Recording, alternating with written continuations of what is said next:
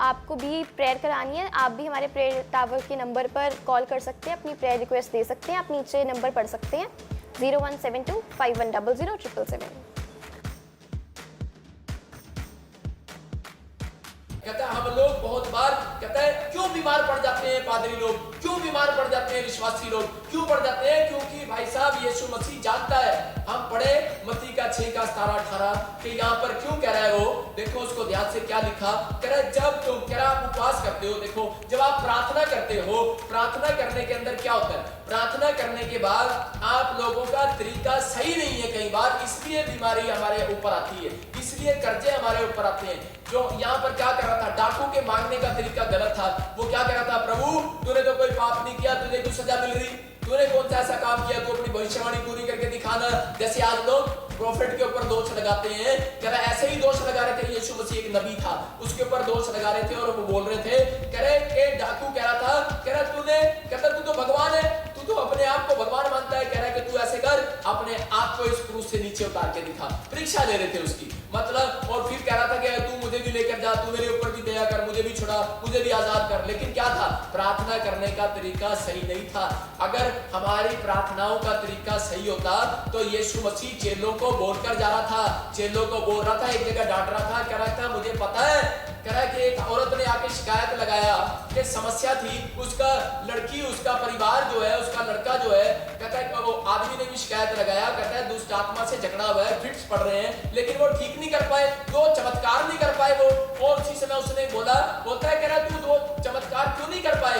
और उसी समय चेलों को डांट पड़ती है यीशु मसीह से। बोलता है, कह रहा मैं जानता हूं तुम कितनी प्रार्थना करते हो, जानता हूं मैं तुम कैसा उपवास करते हो, मैं जानता हूं तुम कैसे विश्वास करते हो, कैसी मनसा से प्रार्थना करता हूं। इसका मतलब यह है कि हमें भी कई बार इन चीजों के लिए तैयार होना पड़ता है। गलतियां हम भी करते हैं, कई बार हम भी ढीले हो जाते हैं, इसका मतलब कई बार हम भी आलसी हो जाते हैं। इसलिए परमेश्वर वचन के द्वारा अपने लोगों को चिताता है। ये प्रोफेटिक वर्ड्स होते हैं, परमेश्वर के प्रोफेटिक वर्ड्स थे।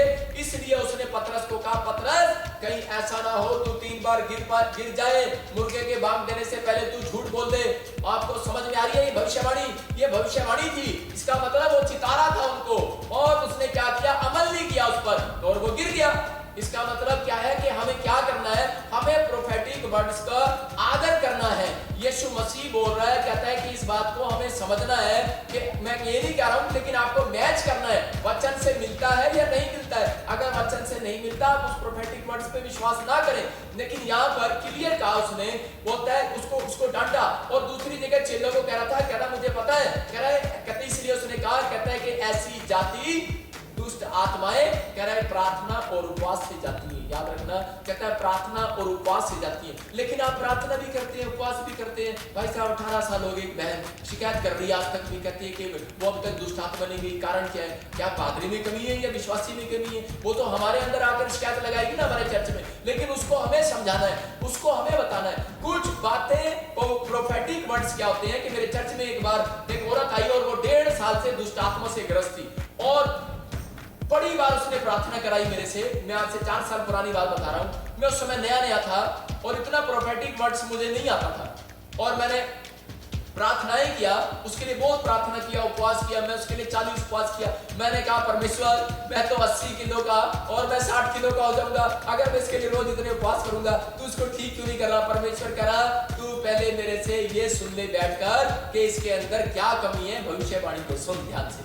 और जब मैंने ध्यान लगाया उस बात पर कि चक्कर क्या है पवित्र आत्मा जी, तो परमेश्वर ने मुझे बताया कि वो बहन जो है वो कभी भी अपनी जेठानी को क्षमा नहीं करती, और दरानी जो है जेठानी को क्षमा नहीं करती। मतलब कई बार ये हमें पूछने की जरूरत है पवित्र आत्मा से कि परमेश्वर मेरी सेवकाई में अब तक 10 लोग क्यों हैं, मेरी सेवकाई में अब तक चमत्कार क्यों नहीं हो रहा, मेरी सेवकाई में लोग क्यों नहीं बढ़ रहे, मेरी सेवकाई में क्या, मेरे बिजनेस में पवित्र आत्मा, अगर आप विश्वासी हैं तो परमेश्वर से पूछने की जरूरत है कि पवित्र आत्मा मेरा बिजनेस क्यों नहीं चल रहा, मेरे काम क्यों नहीं खुल रहे। इसका मतलब यह है कि हमें उपवास करना है, प्रार्थना करना है, लेकिन उसमें हमें परमेश्वर की आज्ञा को मानना है।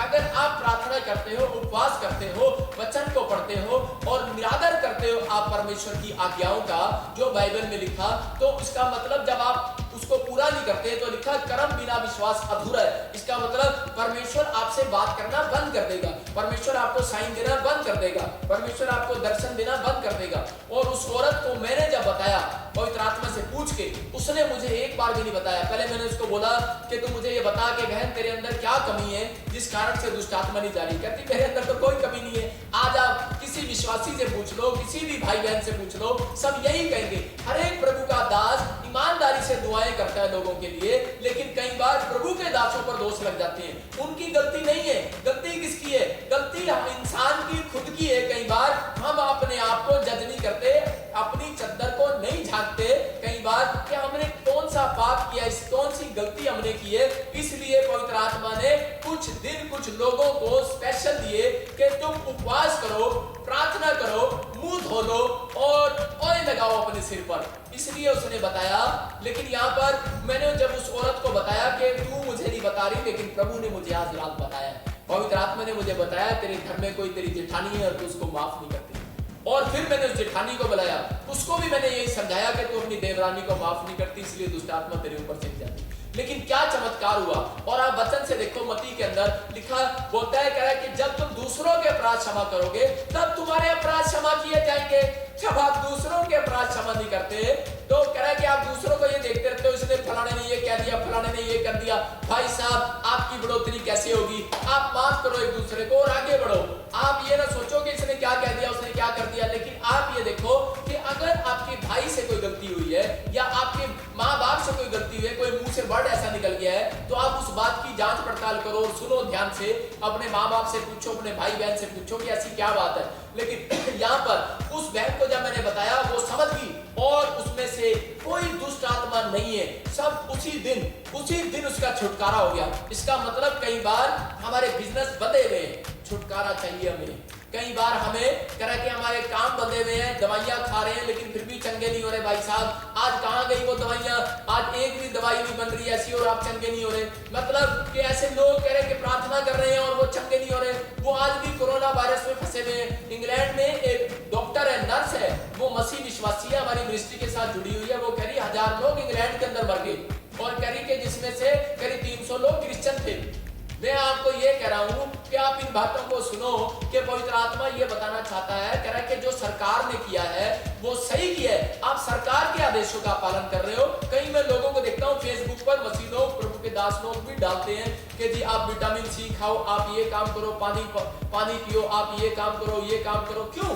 सही कह रहे हो, क्योंकि वचन बोलता है, कह रहा है कि अपने स्वास्थ्य का ध्यान रखो। इसका मतलब जब आप इन चीजों को मानते हो तो भविष्यता जो मिली हुई बात वो परमेश्वर की ओर से है। कह रहा है कि चाहे वो एक दिन के लिए हो, चाहे वो हमेशा के लिए हो, लेकिन आपको इन बातों को वचन से देखना है। क्या ये परमेश्वर का दास सही कह रहा है तो आपको मानना है, अगर नहीं कह रहा तो आपको नहीं मानना। तो आज आपके लिए मैं आपके लिए प्रार्थना करूंगा और आप लोगों के लिए पवित्र आत्मा ने मुझे स्पेशल कहा कि हम पढ़ते हैं मत्ती के 17:18 में। देखो यहाँ पर क्या हो रहा था, जल्दी पढ़ो। परंतु जब तू उपवास करे तो अपने सिर पर तेल मल और मुंह धो, ताकि लोग नहीं परंतु तेरा पिता जो गुप्त में है तुझे उपवासी जाने। इस दशा में तेरा पिता जो गुप्त में देखता है तुझे प्रतिफल देगा। हाँ देखो 18 को फिर से देखो, फिर क्या कह रहा। इसका मतलब क्या है कि यीशु मसीह जानता है उपवास करने हैं इन्होंने, प्रार्थना इनको आती है, यीशु मसीह जानता है, लेकिन फिर भी क्या कह रहा, कहता मुझे पता है। कह रहा तुम कितनी बड़ी प्रार्थना करते हो, कैसे तुम उपवास रखते हो। यीशु मसीह बोलता है मुझे पता है, लेकिन कहता है बेटे मुझे पता है। कह रहा इसलिए कह रहा हूं, कह रहा मुंह धो ले, कह रहा कि मुंह धो ले और ऑयल अपने सिर पर लगा ले। इसलिए कह रहा कि ताकि लोग नहीं, तेरा पिता जो तुझे गुप्त में देखता है तुझे उपवासी जाने। इसलिए कई बार पवित्र आत्मा ने वो ऑयल जो है वो आपके लिए आशीष का दिया। इसलिए ये कई बार मरी से बचने के लिए भविष्यताओं को आदेश है। इसलिए यीशु मसीह ने कहा, कहता है कि जाकर अपने गेटों पर, कहता है कि ये इस बात के लिए प्रभु ने हमें वैसे दिया, आपकी जुबान में भी सामर्थ्य है, जाओ और लगा लो, जाओ और आप बोलो यीशु का लहू लग गया और आपके अंदर विश्वास है। बाइबल बोलते है जब आपका विवेक आपको दोषी नहीं ठहराता तो आप दोषी हो ही नहीं। जब आपके अंदर विश्वास है कि हाँ मैंने यीशु का लहू लगा दिया तो लग गया, लेकिन यीशु मसीह के लहू के लिए कोई बकरा थोड़ी काटना पड़ेगा। कह रहा है कि आपको विश्वास है, ऐसे ही आपको विश्वास करना है कि अनॉइंटिंग ऑयल लगाता हूं मैं। इसी समय अगर आपके पास नहीं है तो आपको विश्वास करना है कि मैं कोई प्रार्थना करके दे रहा हूं, तो आपको विश्वास करना है अपने अनॉइंटिंग वाटर और ऑयल आप लेकर बैठ जाओ अपने सामने, मैं आज आप प्रार्थना करूंगा और आप अपने गेटों पर लगा देना। ये चेतावनी है, मैं क्या कह रहा हूं, ये प्रभु की ओर से, परमेश्वर की ओर से कह रहा स्पेशल दिन मनाया गया। लेकिन यहाँ पर कहता है कि आपकी स्थिति वही आ गई है।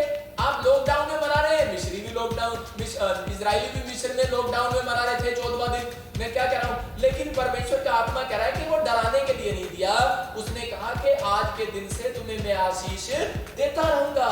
लेकिन वो उसके कहने का मकसद क्या था, हम इन दिनों में हमें तैयारी करनी है। ये जो ऑयल लगाना है, कहता है कि और इन बातों के लिए मैं थोड़ा स्पष्ट कर दूं आपको कि मैंने कहा रोटी नहीं, कह रहा कि आपको रोटी नहीं जलाना, और मतलब रोटी जलाना, रोटी छोड़ना नहीं है। ये मैंने इसलिए कहा था आज के दिन से, क्योंकि उस समय में के निर्गमन में जब हम पढ़ते हैं उसके 12:6 में तो क्लियर लिखा था कि तुम्हें अपनी रोटियां कहता है खाकर उसको कहता है अगर जो बच जाए उनको जला देना। और जब इसको दोबारा से देखते हैं यूहन्ना में चले जाते हैं हम 6:12 में, और नए नियम में यीशु मसीह क्या कर रहा है, इसका मतलब परमेश्वर रोटी जो तुम्हारे अन्न जल पर आशीष देता है। जब आप प्रार्थना करते हो परमेश्वर हाँ गॉड पवित्र आत्मा जी मेरे अन्न जल पर आशीष दे, मेरे अन्न जल पर आशीष दे, तुम्हारी खेती बाड़ी पर आशीष दे। वो कह रहा ठीक है मैं तेरी खेती बाड़ी पर आशीष दे रहा हूँ, लेकिन तू मेरे अन्न का तो अपमान कर रहा है। कहता है कि तुझे जो बचता है कह रहा है कि तुम वैसे फेंक देते हो। कह रहा आजकल के जो उपवास लोग करते हैं वो किस तरीका के करते हैं, और कह रहा है कि आपने बेशक ये 40 दिन के उपवास रखे हैं, लेकिन पता है परमेश्वर को और परमेश्वर जानता है और मसीह लोग भी जानते हैं कई बार कि कई लोग नहीं पता कई लोगों को वो किस प्रकार के उपवास रखते हैं। कह रहा जब 40 दिनों के उपवास रखे होंगे उसमें क्या किया होगा, कह रहा आपने उसके बाद मुर्गे के साथ रोटी खाई होगी, कईयों ने चिकन के साथ रोटी खाई होगी, कईयों ने मतलब कि स्वादिष्ट चीजों को अपनाया होगा, और कईयों ने उपवास किया होगा, टीवी देखा होगा, आराम से बैठे होंगे, पूरा चीज किया होगा। मतलब मैं दोष नहीं लगा रहा हूं, मैं ये बात बता रहा हूं कि इन उपवासों को परमेश्वर पसंद नहीं करता। वो बोलता है कह रहा है कि उपवास क्या है, कह रहा अपने शरीर को दुख देना नहीं है, अपनी आत्मा को कह रहा तैयार करना है। हमें अपने शरीर को दुख नहीं देना, हमें अपनी आत्मा को तैयार करना है परमेश्वर के राज्य के लिए। तो यहाँ पर पवित्र आत्मा आपको तैयारी के लिए कह रहा है। ये जो प्रोफेटिक वर्ड्स कह रहा मुझे मिले हैं वो तैयारी के लिए मिले हैं कि आपको तैयार रहना है। और ये जो मैंने संडे को बोला और 12-13 को जो भूकंप आए 2 दिन लगातार, वो किस लिए आए, कहता है वो चेतावनी देने के लिए आए कि ये पादरी आपको सही जिता रहा है, कि आपको समझना है इस बात के लिए कि हमें क्या करना है, कि हमें पूरे वर्ल्ड के लिए प्रार्थना करना है। लोग अपने अपने घरों के लिए प्रार्थना करते हैं, अपने अपने चर्च के लिए प्रार्थना करते हैं, लेकिन नहीं, कहता है कि हमें ये 3 दिन पूरे दुनिया के लिए प्रार्थना करना है।